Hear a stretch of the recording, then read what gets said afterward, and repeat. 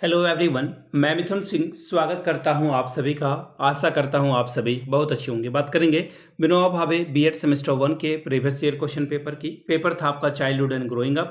Paper का code देखिए था आपका 101 और ये 25-27 सेशन का ये क्वेश्चन पेपर है जिसकी परीक्षा 13/6/2026 को कंडक्ट कराई गई थी। उसी का पेपर आपके साथ में साझा कर रहा हूँ। आगे बढ़ें उससे पहले मैं आपको बता दूं, अगर आपको पिछले 5 साल के प्रीवियस ईयर क्वेश्चन पेपर चाहिए तो ये आपको 49 रुपीज़ में अवेलेबल करा दिया जाएगा। दूसरी बात, 199 रुपये में आपको सजेशन प्रोवाइड कर दिया जाएगा। अब ये सजेशन क्या होता है? सजेशन यानी कि वेरी वेरी इंपॉर्टेंट क्वेश्चन, ऐसे सवाल जो एग्जाम के पॉइंट ऑफ व्यू से जो है बहुत इंपॉर्टेंट है, आंसर के साथ आपको प्रोवाइड कर दिया जाता है ताकि आप एग्जाम में बेहतर प्रदर्शन कर पाएं। अब देखिए ये सजेशन बनता कैसे है, उससे पहले ये जान लें कि सजेशन के साथ पीवाईक्यू आपका फ्री ऑफ कॉस्ट आ जाएगा। सजेशन देखिए बनता है पिछले 10 साल के पीवाईक्यू को स्कैन करके। दूसरी बात, आपका जो लेटेस्ट एग्जाम पैटर्न है उसको ध्यान में रखा जाता है। तीसरी बात, आपका सिलेबस क्या है, सिलेबस के टॉपिक कौन से हैं। और आखिर में मेरा खुद का एक्सपीरियंस, मैंने बीएड एमएड कर रखा है। पिछले 2-3 सालों से अलग अलग यूनिवर्सिटीज़ में सजेशन देने का मैं काम कर रहा हूँ और काफ़ी अच्छी सफलता मुझे मिली है। अगर आप भी सफलता के भागीदार बनना चाहते हैं तो यहाँ से मेरी ईमेल आईडी आप देख लें, yourmithunsingh@gmail.com पे आप मुझे मेल कर सकते हैं। इंस्टा पे अगर आप हो डू फॉलो मी @imithunsingh। बाकी आप मुझे व्हाट्सअप कर सकते हैं 7979054474 पे। तो चलिए चाइल्डहुड एंड ग्रोइंग अप के क्वेश्चन पेपर को देखेंगे कि किस तरह का सवाल यहाँ पर पूछा गया था। यहाँ से आप देख पाएंगे childhood and growing up paper number आपका ये 1 है और सेशन था आपका 25-27 का। 80 नंबर का पेपर, 3 आवर्स का वक्त यानी कि 3 घंटे आपको यहाँ पे मिले थे।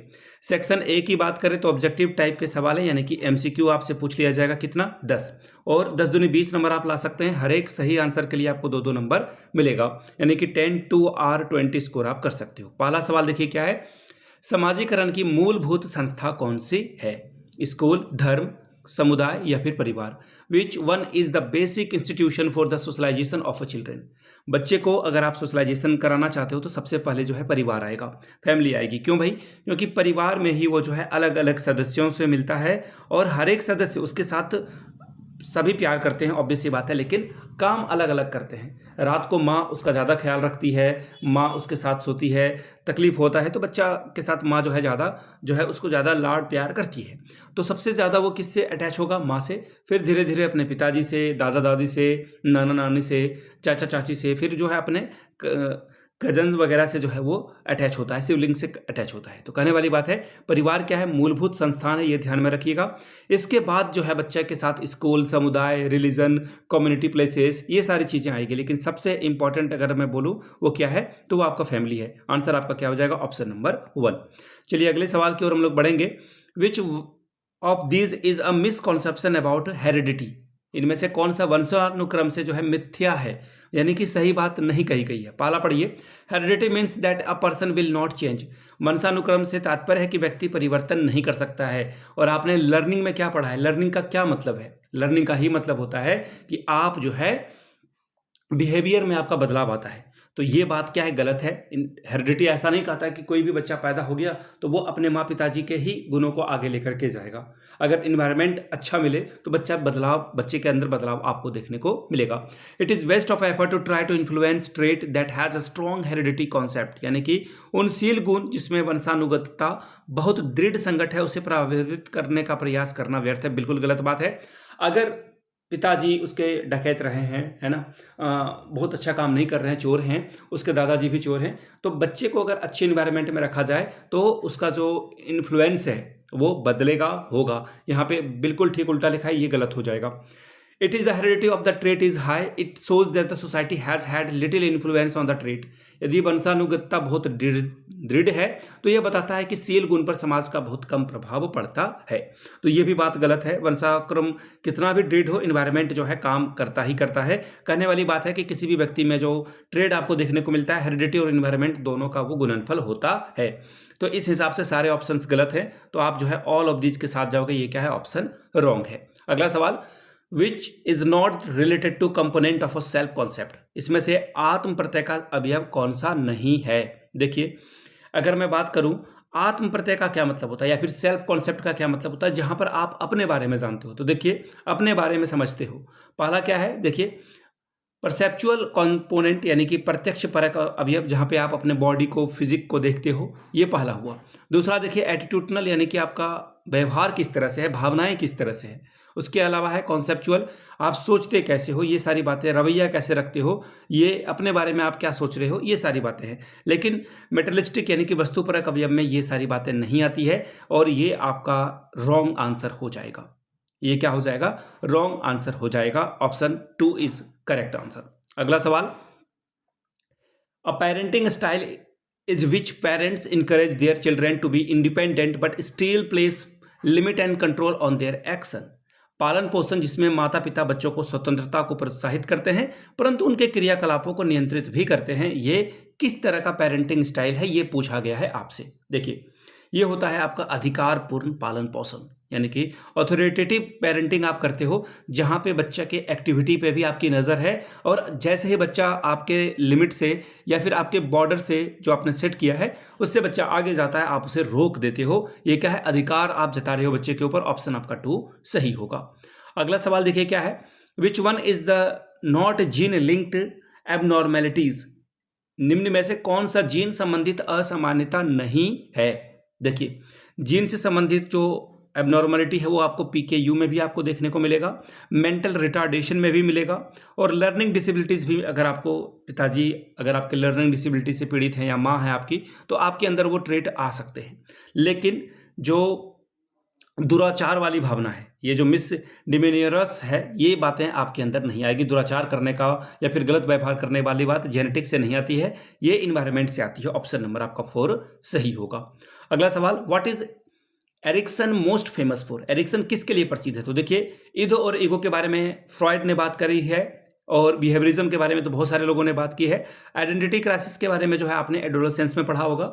लेकिन जो ये एरिक्सन है ये किस पे बात करता है। एरिक्सन जो है आइडेंटिटी क्राइसिस के बारे में बात करता है, पहचान के संकट के बारे में बात करता है। ये ऑप्शन जो है आपका 4 सही हो जाएगा। अब देखिए पहचान का संकट कब होता है, कैसे होता है। तो देखिए अलग अलग तरह से जो है पहचान का संकट आएगा।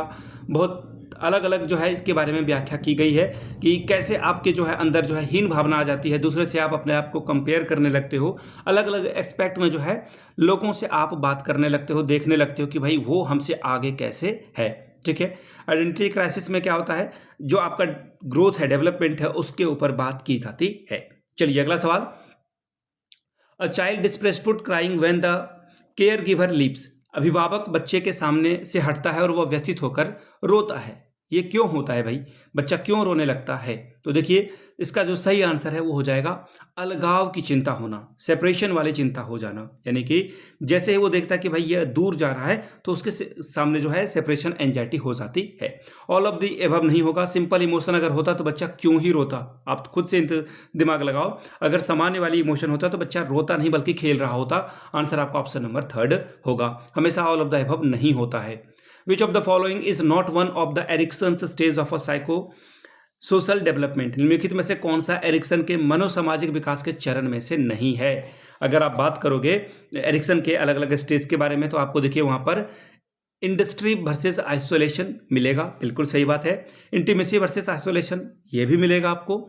यानी कि अगला देख लेते हैं, ट्रस्ट वर्सेस मिसट्रस्ट, ये भी आपको देखने को मिलेगा। लेकिन लाइफ वर्सेस डेथ के बारे में जो है एरिक्सन ने नहीं बात की है। ऑप्शन आपका 4 सही होगा। आई वाला सवाल देख लेते हैं, confidence in one's worth, ability and morality as well as emotional state such as pride, trump and same. अपने योग्यता, नैतिकता व उपयोगिता पर विश्वास, साथ ही गर्व, विजय और शर्म जैसे संवेगात्मक भाव संबंधित है। किससे संबंधित है, किसमें ये आपको देखने को मिलेगा। तो देखिए इसका आंसर हो जाएगा आत्मसम्मान। आत्मसम्मान यानी कि सेल्फ स्टीम के बारे में बात की जा रही है, जहां पे गर्व, प्राइड की बात होगी, विजय की बात होगी, शर्म वाली बात आएगी। सेल्फ स्टीम में जो है बच्चा ये सारी हरकतें करता है। अगला सवाल, किसने किशोरावस्था को तूफान एवं तनाव की स्थिति कहा है। बहुत ही आसान सा सवाल है, कई दफा ये PYQ में पूछा जा चुका है। स्टेनले हॉल के द्वारा ये बात कही गई थी कि किशोरावस्था क्या है, आंधी और तूफान का समय है। इसमें बच्चा जो है कई अलग अलग जो है चीज़ों से गुजर रहा होता है। बात करेंगे सेक्शन बी की। सेक्शन बी में देखिए किस तरह के सवाल पूछे गए हैं वो देख लेते हैं। एक करके बोला गया है 4 सवालों का जवाब दें और 5 चुके 20 नंबर आपको मिलेगा। पहला सवाल, explain the principle of development, विकास के नियमों की व्याख्या करें। तीसरा सवाल, discuss various issues of development, विकास से संबंधित विभिन्न मुद्दों की चर्चा करें। सवाल नंबर 4, write in brief role of a teacher in emotional development of a children. बच्चों के संवेगात्मक विकास में शिक्षकों की भूमिका पर संक्षेप में बात कीजिए। सवाल नंबर 5, briefly discuss the Kohlberg's moral development theory. Kohlberg के नैतिक विकास सिद्धांत की चर्चा संक्षेप में करें। सवाल नंबर 6, discuss communities and diversity within the notion of a children development. विकास में समानता एवं विविधता की चर्चा बाल्यावस्था के संदर्भ में कीजिए। सवाल number 7, how does social and cultural differences influence and behaviour difficulty among children. सामाजिक एवं सांस्कृतिक विभिन्नता बच्चों में किस प्रकार व्यवहार व सीखने के संबंधित कठिनाइयां लाती है, इसके ऊपर चर्चा करें।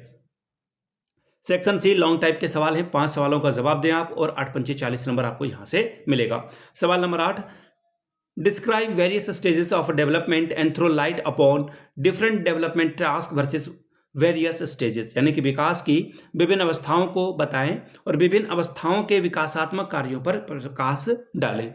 सवाल नंबर 9, describe the Piaget's cognitive development theory. पियाजे के संज्ञानात्मक विकास सिद्धांत की विवेचना करें। सवाल नंबर 10, explain the way heredity and environmental interact to produce individual differences in development.